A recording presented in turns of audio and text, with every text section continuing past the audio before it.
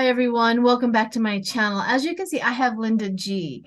And for those who do not know who Linda G is, which I can't imagine who that would be, she has a political channel, which is called Linda Comanche. I always get this wrong. Linda G. Comanche Psychic. There we go. Linda G. Comanche Psychic. She does political readings on there, but she is joining me today to do a spiritual conversation, and I'm really grateful that you have agreed to do this.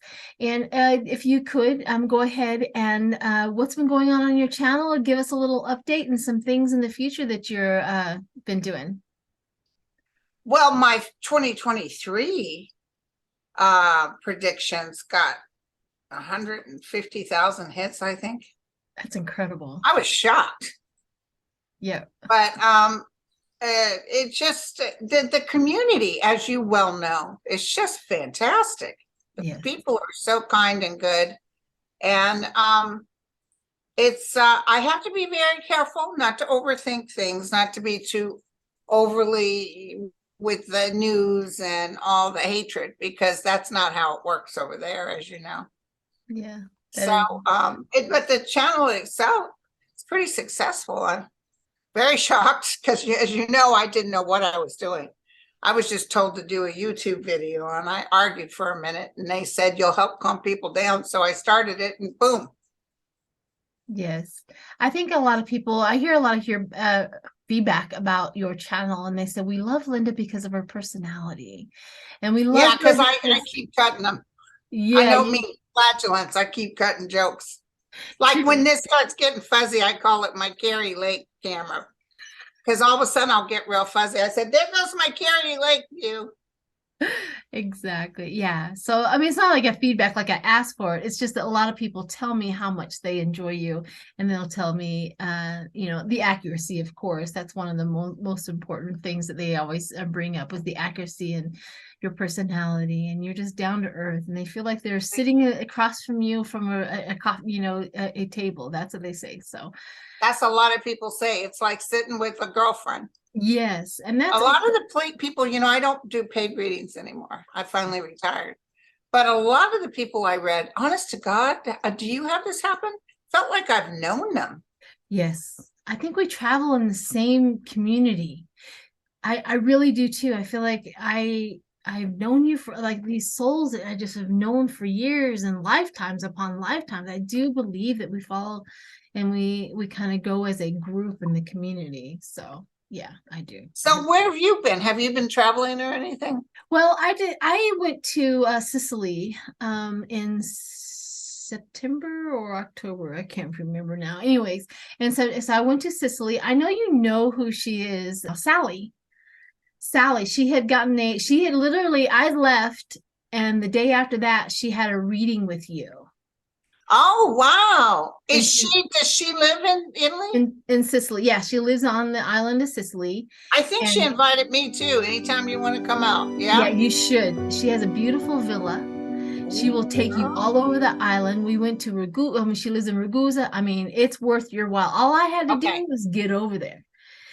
And Sally is brilliant, and she's really, really good at what she does. And she translates books and stuff like that. But she has a that's right. She's a doll. She's a doll. I remember. Yeah. So yeah. Sally, yeah. I should get over there next year. You really should. She's worth the while. Let me know. I'll probably join you. Okay, cool. Wouldn't that be great to do a live from Sicily? Wouldn't that be cool? Yeah, I think go to some of the places with all the history and see what we pick up. Oh yes, I would love to. She took me to a place where the indigenous were there, and I walked into the middle of that and the indigenous, and I got a lot. I was like doing a whole reading on what was going on with them and how they functioned and how they worked. It was really interesting. I didn't do it publicly, but I did get the energy. So yeah, I would love to do that with you. Go to the churches, really old ancient churches and stuff. Yeah, I'm sure Greece has a lot too. Yeah. Well, while we were there, we popped over to Berlin. And how was Berlin? I heard Berlin is very nice. I love Berlin, and they had the Holocaust memorial over there. that Yes. we just kind of stumbled upon actually. And we were walking, I'm like, what is this? And then I realized what it was. And I got to also walk through all of that. Oh, it was incredible. I loved Berlin a lot. Berlin was a lot. Yeah. So, anyways, let's move up into this Okay. major Okay. conversation. So, the reason why we are here is both of us have experienced in our childhood, and of course, and then we marry our childhood for some reason. But today we're talking about what is it like to live with dysregulated adults, and I'll read a little cert about what a dysregulated adult is, and kind of imagine that as a parent that is a dysregulated adult. And it says emotion dysregulation refers to poorly regulated emotions, responses that are not within the range of typical and acceptable emotional reactions. Dysregulation can also refer to significant mood swings, significant changes in mood, and it can involve many emotions, including sadness, anger, irritability, frustration, and for us, violence, right? I too also do that. So I wanted to kind of have you give us a little bit of a story about what It's your almost the same list of borderline personality disorder. yes. It is. It does talk about it a little bit more in this article about what a child who was raised with a dysregulated adult comes up with bipolar and all of that, and the reason why they come up with that is it's like Right. it's almost like a recipe for it. Right, exactly. When they get in an adult. So if you can give us a little bit of how your environment was as a child and Well, it was weird experiencing. dynamics because my dad, my mom was 17 when she had me, maybe close to 18. And then dad was 19, I think. But or 20, because we have exactly 20-year difference between us. And but he was raised with a paranoid schizophrenic father who drank to get rid of the visions. Oh, yeah. So his dad threatened to kill him all the time. He had two other brothers. And he used to sleep with his bed against the door for fear of dying. But instead of taking that and turning that around, because I know he loved us and I know he loved my mom, but instead of being a compassionate person, he turned into, very short-tempered, no problem smacking you across the room if you looked at him wrong. I just know we were raised in fear. I was raised in fear. And he'd beat you so bloody, you'd have hematomas down your back, down your side, on your legs, And in my day, there was a lot of kids that got beat like that. That is true.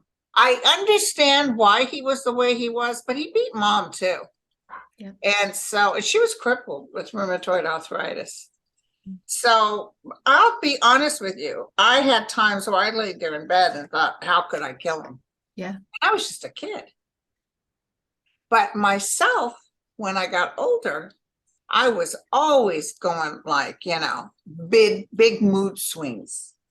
Now, the only difference is I wasn't violent, but don't mess with me. I'd make you feel like I could kill you.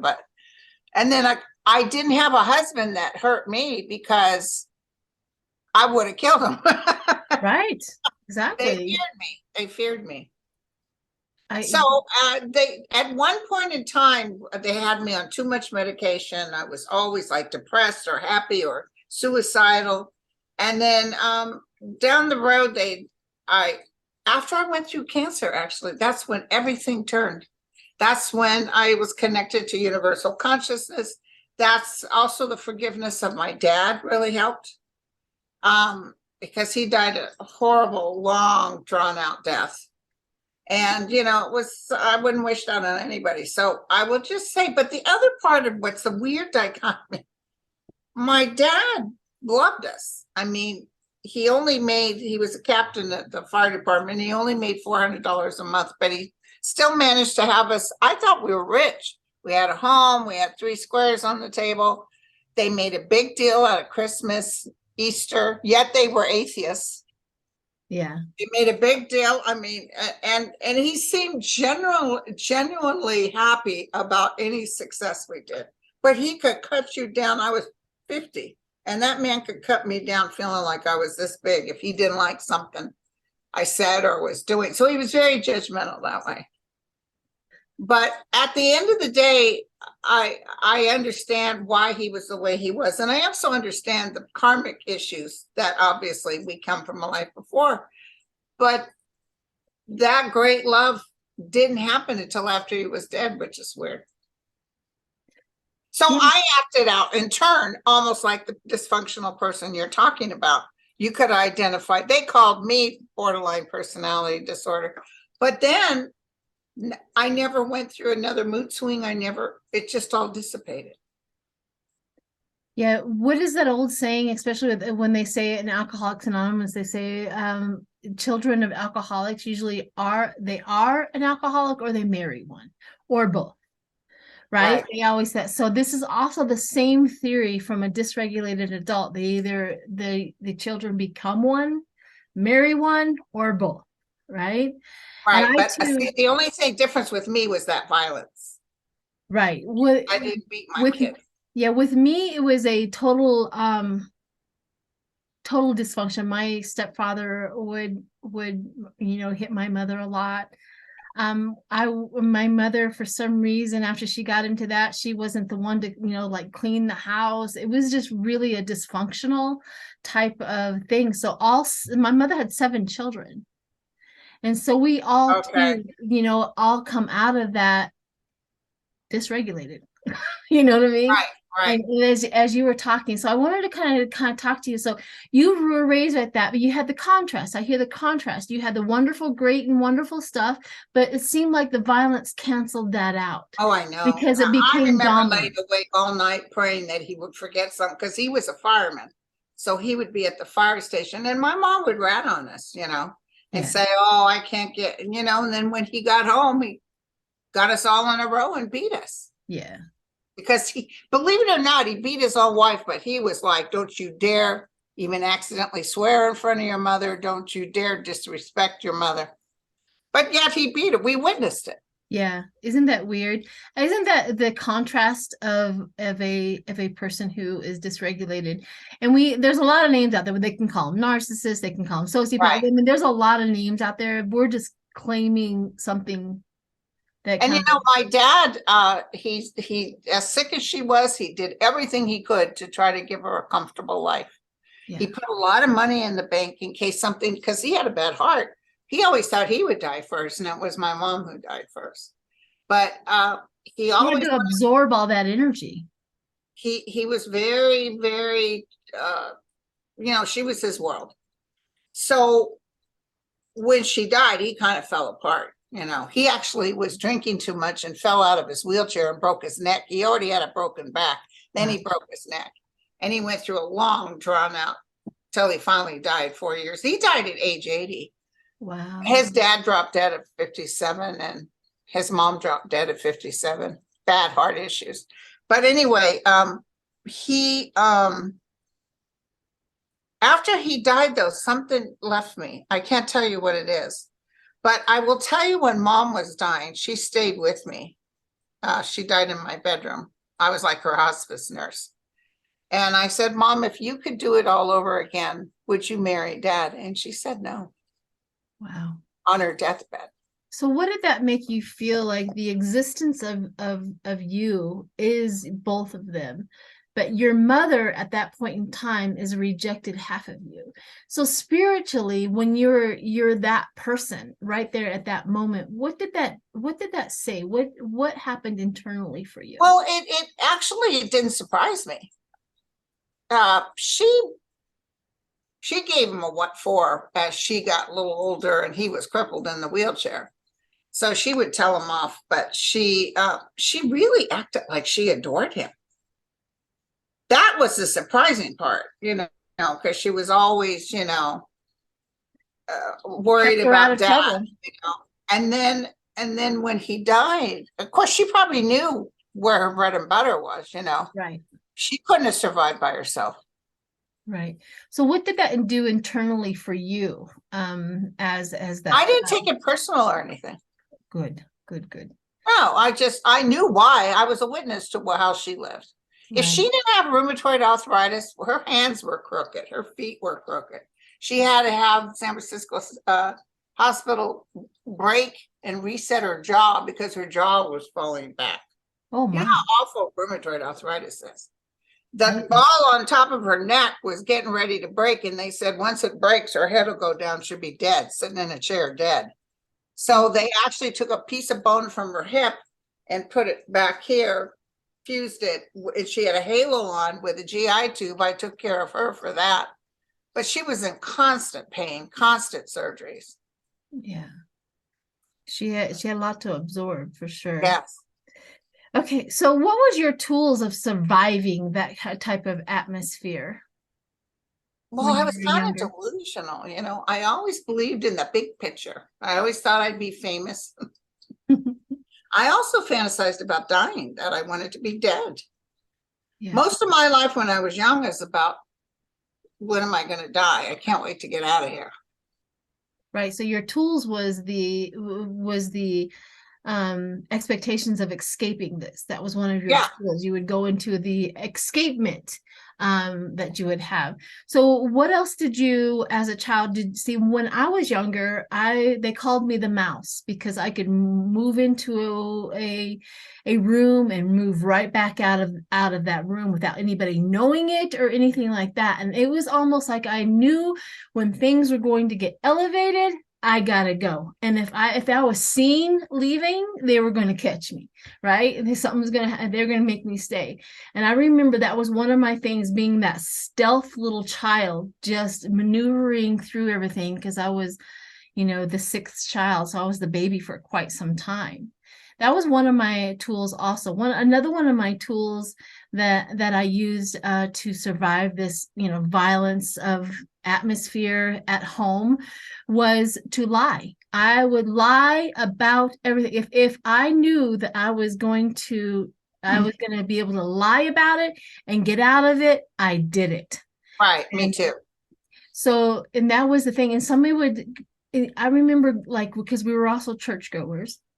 And Not us. we went to church and you got told that lying was a sin, that I'm going to hell. I'm not. And I remember all these things I was learning in church. I'm like, well, I'm screwed, right? Right. But I had to survive at home. If what they presented at church was what was going on in my home, that would have made sense to me, but it wasn't, right? Whatever was going on in church was not what was going on at home. Therefore, I had to become this chameleon.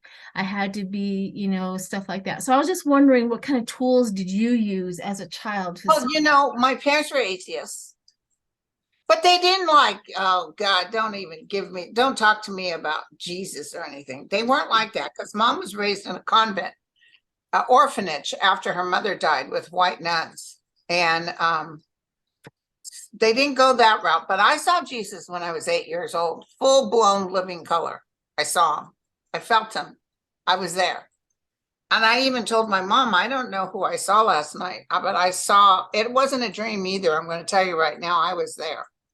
And she said, well, that sounds like Jesus of Nazareth. And I said, really? And so I tried to consume any information I could get on him. And I couldn't really read the Bible because it didn't make any sense to me.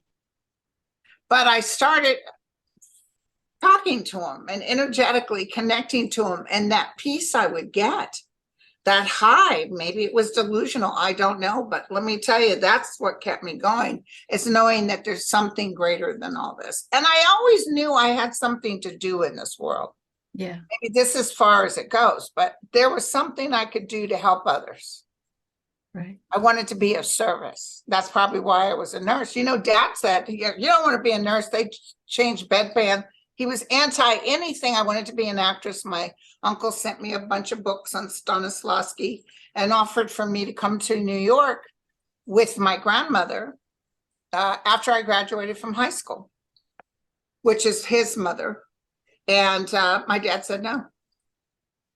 And what did that? He didn't want me to be an actress. He didn't want me to be what does a that do nurse. to your spirit? What does that do to you? What does it do to your child? Well, I had, that's the hard part I have with anybody telling me what to do to this day. I do not like to have anybody, especially a man, telling me this is the direction you need to go. And then I ended up being a secretary. Yeah. And got told what to do all day And I long. was always being told what to do. But back then, I was hubba hubba. Yeah. And that I was being chased by men all the time and, using my sexual prowess to get pretty much anything I wanted. And then I moved down to LA and I thought I would try again, but I had my daughter to be an actress. I was taking classes, but it was too hard. It was too hard with her, which it was all supposed to happen that way. Right. So then I decided, well, my dad asked me because he was scared because we had moved down there. What is it you want to do? And I said, well, I'd like to be a nurse. And he said, well, come on up here, stay with your mom and I. We'll help you watch Nicole and you find a school. So I did. I got accepted in a school that 400 applicants. And out of that, they took 133. I was one of them. And I ended up getting nursing, did that for 20 years. And the good news about nursing was that no matter what, if you were short on money, you could work an extra shift. Nice. I always made more than the men in my life, so I was always independent. Yes. And that was another tool that you used to survive was I will not rely on no more dysfunctional adults around me. I will rely on me, whether I'm irregulated or not. That's my fault, my problem. Right. I also had the exact same thing where I hold my own home, I hold my own money, I hold my own job. I will, whether you are sitting or laying next to me or not, I will take care of my children and be okay. I will not, that was exactly the same tool that I also used. It sure feels good, girlfriend. It does. And it does feel good because we had a lack of control as a child. We could not control our environment whatsoever. But do you find that even kind of makes you controlling? I did. I went through a very, very hard lessons on being the control because I had to be mom, dad, worker. I took care of my home, and I was so much in control. When you have younger children, you have to be. And so it was really hard for anybody to join me in my life because you joined in, you're part of the process. I'm going to control what you are in my process, right? It was difficult. Because all the men I married I had to be king of the ship. Yes. And if I met a lot of men. I've had a lot of proposals back in the day. Very comparable men, doctors, lawyers. I've met a lot of, and everybody has their thing, but that were solid. And if they were solid, I wasn't into that. Yeah. Yeah, because I had to have someone I could save or that needed me. Or I can manipulate. Yes. And that was me too. Like that. I mean, that took a lot to come out of that. So here's the second phrase of that. So we went through all of that and we come out also dysregulated adults, right? We were very trying to figure it out. We did have some great, wonderful qualities that came out of that. We learned to be independent. Yes. We learned, all of that good stuff. And your children turned out okay too, right? Well, my children are dysregulated. My son is a dysregulated adult. I mean, he really is. And my daughter, she's a special needs. She functions at like a 14-year-old, but she does have a child. So I always said that my daughter is the best person I've ever met in my life. That's fantastic. So, but she also has a child, and I often wonder, that's a whole new conversation, but I often wondered who was going to take care of my daughter when I left because of her being a special needs adult. One day, out of absolutely bonker circumstances, my daughter, she ends up pregnant, and now I know who's going to take care of her when I leave. It's her son. Yeah, that's a whole new one. Oh my gosh, that's a story and a half to understand that. Yes. But the second one is, what were some of the false beliefhoods that you had to unlearn later on in life to function better? Like other people's opinion at the end of the day has nothing to do with you. Mm-hmm. True that. I was always very sensitive, and I still can be a little sensitive. That's why I hired Dan to go through my comments before I see them. Yes. I don't want to be defending myself all the time. Right. So, but at the end of the day, plus it helps with age. I'm telling you, I'll be 70 this year. Wow, you don't look anywhere near And let 70. me tell you something, girlfriend. I am just like, whatever. Yeah. You get this age, you don't have to lie. You don't have to care. At the end of the day, whatever. It's irrelevant. That is so freeing. It is so freeing. True. Very true. And some other belief systems. So I know that when I grew up, I thought my family was, I mean, if I lost my family, I am nothing, right? I literally thought that I had to, because of the societal things, family's everything, family's everything. And then all of a sudden I'm like, I don't like them. Right? They're painful to be around. I cannot create a bond with them because they are not, people who create bonds apparently. And I'm growing, I'm getting better spiritually. I'm starting to heal, and they fall farther and farther away from me. And Wow. so that is one thing that I really had to really just stop believing in, that family was everything, because it's not true for me. Was that anything that you had to do, was to deal with the loss of family members? Well, as Because we you got got better. older, they really wanted us to be okay. They really, honest to God, they didn't want to hear bad news. They only wanted to hear good news. And they totally enjoyed our visits. And so when I would kind of like, it was like pulling teeth to have to, I knew I better go see mom and dad. And sometimes it was more out of guilt, Right. But I would go visit and always leave having such a great time. I used to get mad at myself because both my parents are hella funny. And I find being able to converse with them would flow, I just left out a lot of heartache with them because they just couldn't handle the heartache. Gotcha. Yeah, mine was totally the opposite, where I would come and tell them all the great stuff, and they started getting really bad attitudes for me, like I'm uppity, like No. like I'm trying to leave the tribe. Yeah, I got the total opposite. So I had Oh to go my there with all of God. my baggage and tell them how horrible things were, and all of a sudden it was all, I Wow. can't keep doing this. I can't. My life is getting better, and I need support on that side. I am not going to perpetuate this anymore, right? And all Right. of a sudden I started to shift, and they literally, like, I was disobeying the tribe is the best way Yeah. I Well, can and that's do that. freeing, not worried about what other people think, even those that you thought was the right word, the ones. It's very hard for us as children to think that our parents don't like us. Very much so. And the thing about that was that cord cutting, right? The spiritually, that was one of the most painful things for me. I didn't realize it until I was older, that cord cutting that I was doing with my family was true and legit and real, because I went through such grief of loss of them. I went through such emotional turmoil. Why can't they? Why, I was that victim. Why can't my family just love me? Why do I have to be somebody else for them to love me? And I had a lot of spiritual advisors around me to help me to regulate that. Did you have siblings that you were close to?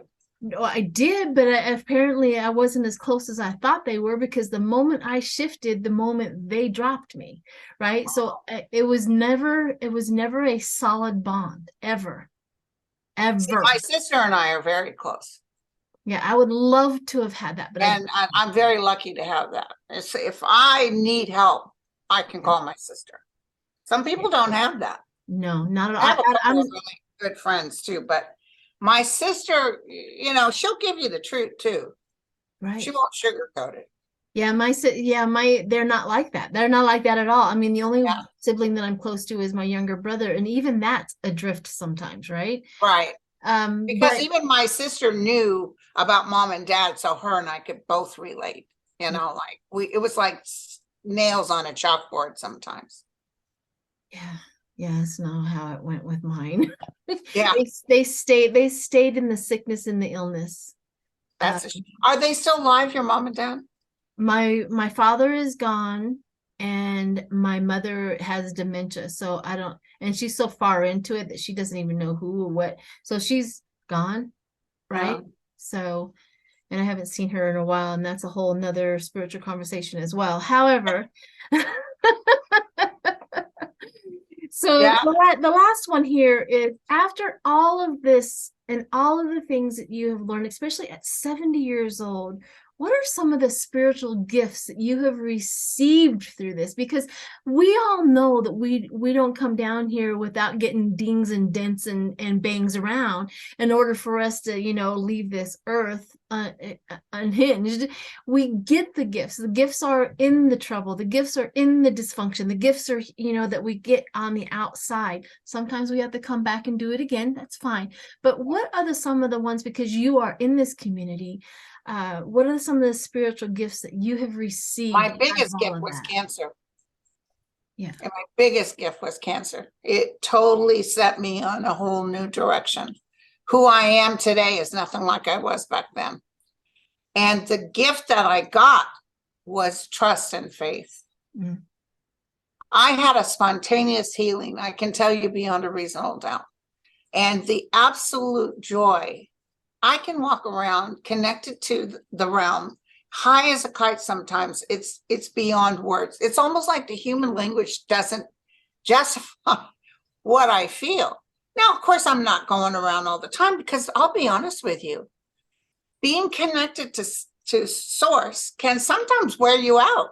Yes. It physically can take from you, because it's such a powerful energy. And lots of times they're like, they don't want to communicate with me. As if it was up to me, I'd be chit-chatting with them all day.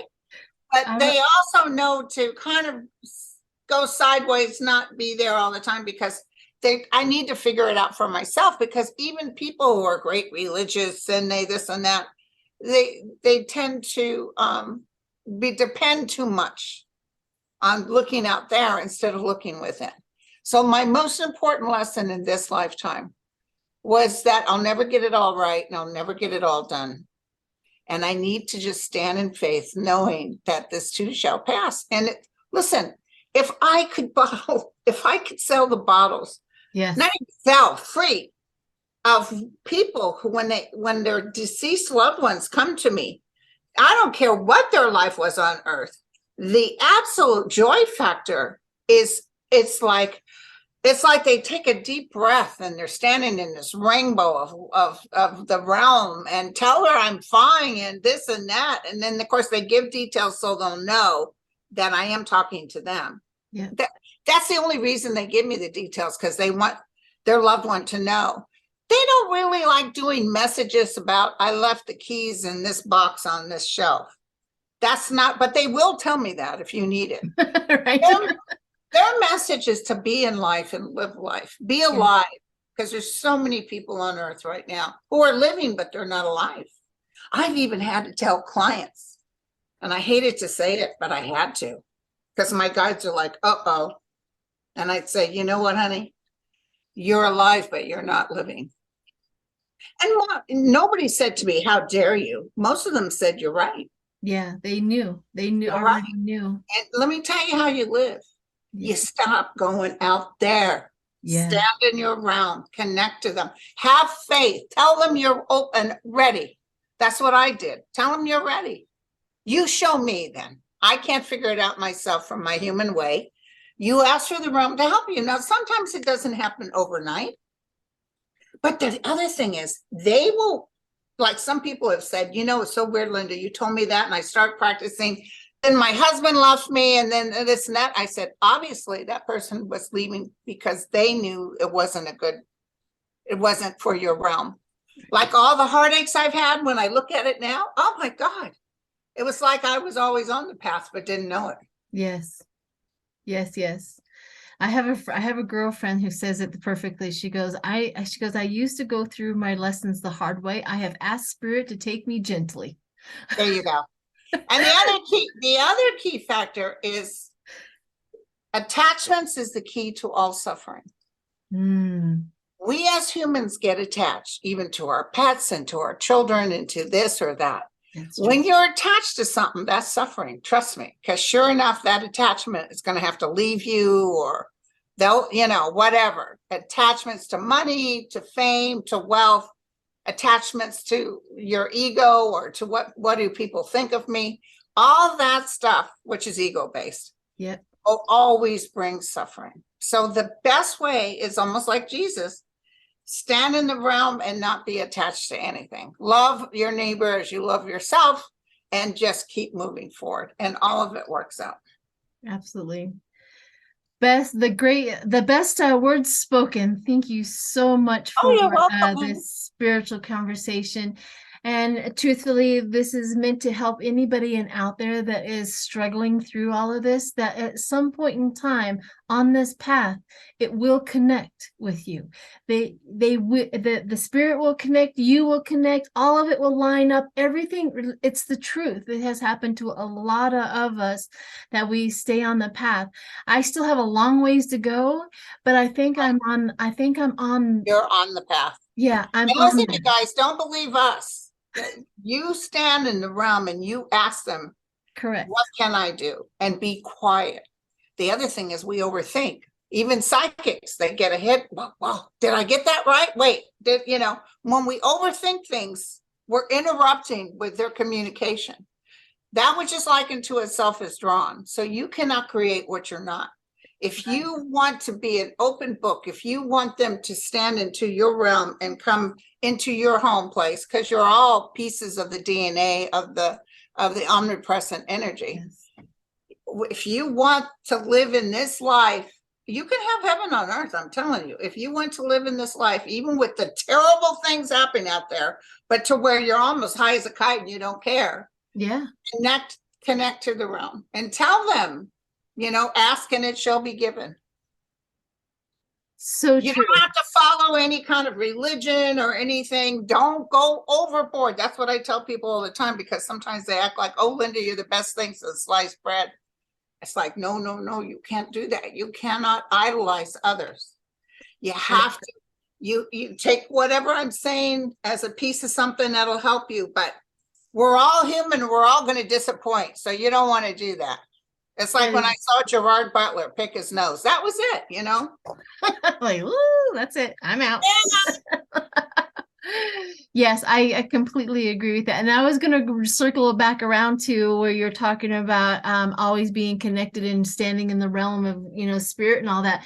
It's like wearing a white dress for hours and hours and hours. Sometimes I want to take that thing off and put some pajamas on. That's just how it is. I want to take my pajamas off. I'm going to go sit in my room. Spirit's still there, but I'm just going to relax for a little while. Do you ever... Okay, I don't know if I've ever really talked about this. Like when I was in nursing school and stuff, before all this stuff happened, I would in my bed quietly, vibrationally connect to the realm. Yes. And I would put love out. I would be floating, and through my hands came this light, through my eyes. I was floating over the world, wishing everyone well-being. And I remember this glow that would happen in my room. It happened too when I was driving from seeing Dad. He was in Palo Alto. I lived like an hour and a half away. And when I would drive home from the hospital, I would listen to Eckhart Tolle. And he would make me high as a kite too. Yeah. And I remember being so like, whoa. There was that glow inside the car, like I had a light on. Yes. Did you ever have that happen? I experienced it one time when I had gotten a divorce from my first husband, and I was raising children all by myself, and I had just gotten out of college, and I'm trying to go find a job, and I'm just going crazy. I was having a hard time. I remember my children going up to Chicago visiting their father, and I was laying on my bed, and I was literally at the same point, that lowest point, like I am ready to die. I'm just going to lay here until I die. And I remember closing my eyes, and I'm hearing this voice, Sheila, get up. And I'm like, I don't want to, Sheila, get up. And I'm not really realizing it. Sheila, get up, Sheila, get up, Sheila. And finally just screaming at me. I realized at this point in time, I have no idea who it was. Later, I found out that it was my grandmother, but it's screaming, get up.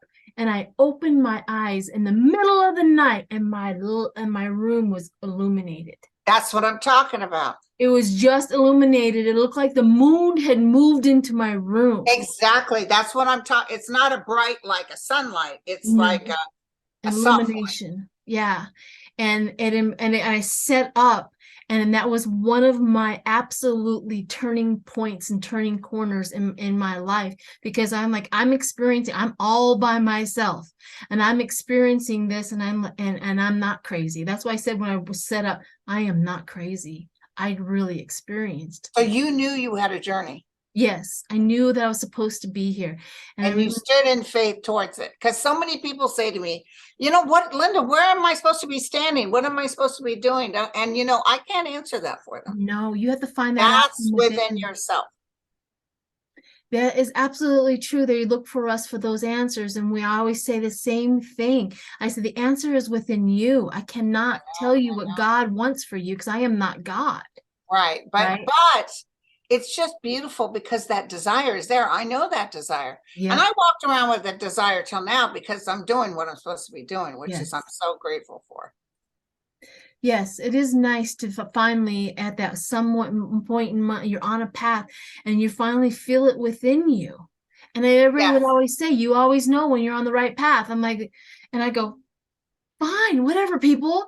And then I get on the right path and I'm like, oh, there is, and there's no description. There is no word in the English language to describe the feeling of being on the right path, other than go experience it, go get it yourself.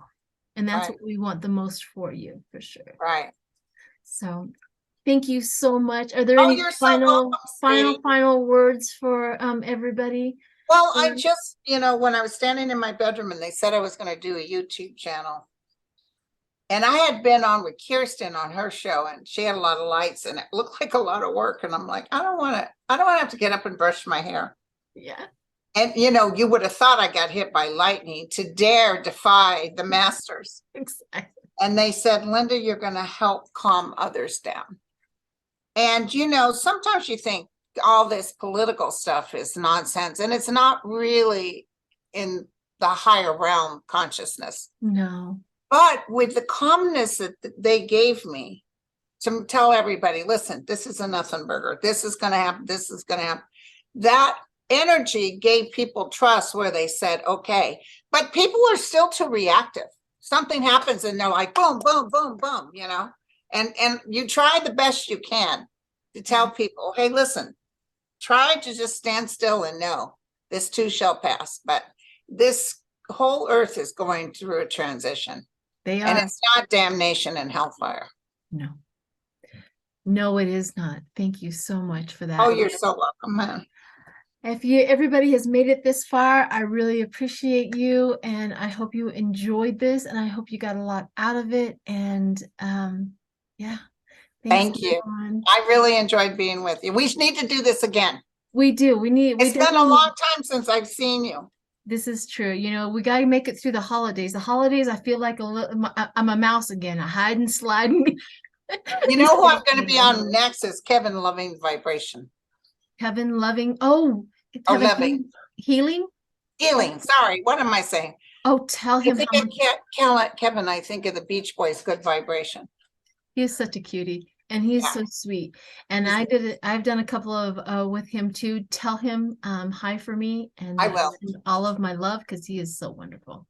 Yeah, and I love your background. It looks beautiful, girlfriend. Thank you. I appreciate it. I kind of work on it. This right here. You're the hostess with the mostest. Is that what it is? The hostess? Yeah. The mostest. That's better than the hostess I used to be. But anyways. That's a whole different ballpark. Whole nother story.